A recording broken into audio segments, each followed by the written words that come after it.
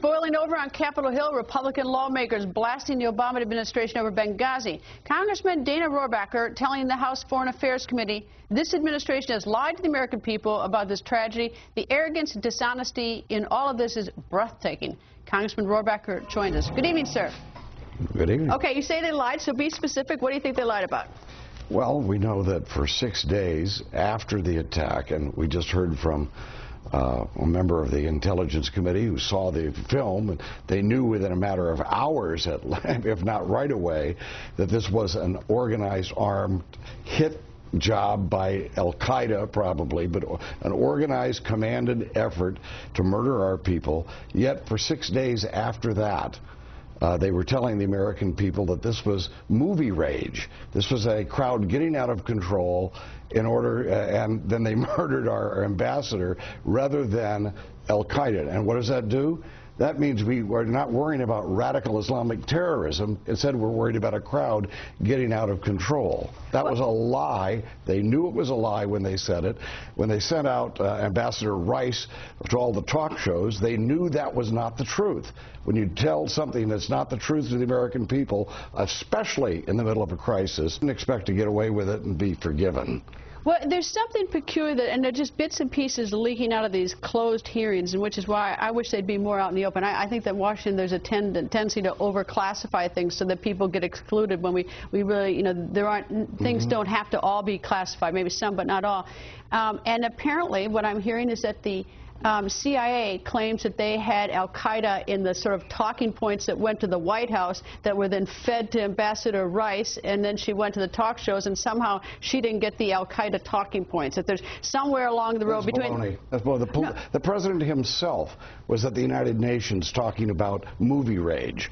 People throughout the administration were talking about movie rage when they knew damn well, or at least the White House and the CIA knew damn well, that this was an Al-Qaeda attack, well, a terrorist attack. In fact, 60 Minutes sat on their interview with the president where they tried to say, was this an Islamic terrorist attack, and he couldn't get the words out of his mouth.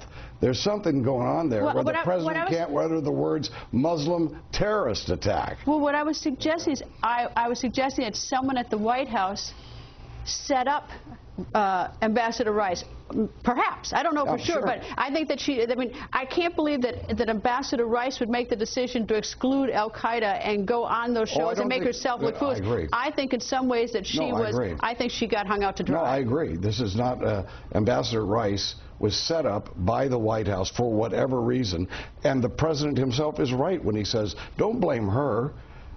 Blame the President of the United States. But for him then to utilize her to lie to the American people and then to nominate her or to float her name as a possible Secretary of State, it's worse than insulting. I tell you where I do falter, though.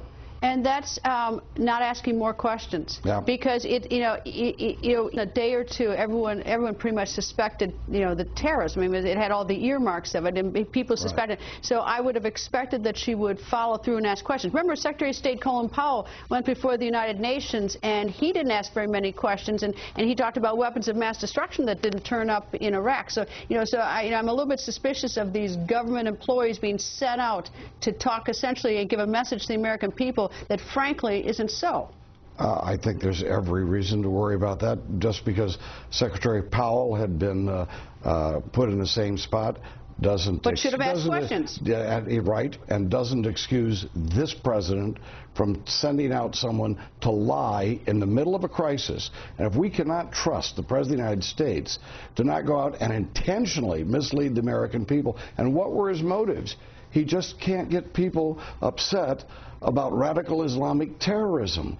What's this deal? He does not want people to believe in that. You see, I go back to the whole thing. I keep in mind there are 4 murdered Americans and injured Americans. And I can tell you that if there were 4 murdered Americans in this city that was unsolved, it'd be on the front page of the Washington Post every single day. And what did the president call it? Bumps in the road. The president referred to these dead Americans as a bump in the road to better relations with Islam. The fact is that there's an element among Muslims of the world, not even a majority, we're nowhere near close to a majority of Muslims, but there is a group of Muslims in the world who want to do us harm, and we have to be aware of that if we are to defend against it. This president is trying to minimize it, make it go away. Well, I want to know I would also like to know what the CIA was doing there. I mean, there was a huge contingency of the CIA, and I recognize the CIA is an important function to keep us safe. Yeah. But there are so many bizarre aspects of this, even the fact that the security seemed provided by the State Department, but rather by the CIA. I can't help but be suspicious. What in the world are we doing there? Are we supplying weapons to the Syrian rebels? Are we collecting weapons from the Libyan rebels? I know that we're trying to do that. But, there's a lot, there's a lot that's not told, and I think it's reasonable to be suspicious of so much of this. Well, we need to be suspicious, and we don't know what those things are, but we do know that there was a screw-up in terms of how we were going to defend our diplomats, obviously because they're dead. And we have to, the Democrats tried to politicize this by claiming it was budget cuts by the Republicans, until, of course, the State Department official who actually made the decision went on and under testimony, sworn testimony, said budget considerations played none of that. But then we got to know also, what was the attack? What happened during the attack? And we just heard Mr. Ruppersberger describe that. But then we have to know why it is the president felt, and when I said he lied, he intentionally misled the American people that it was an error.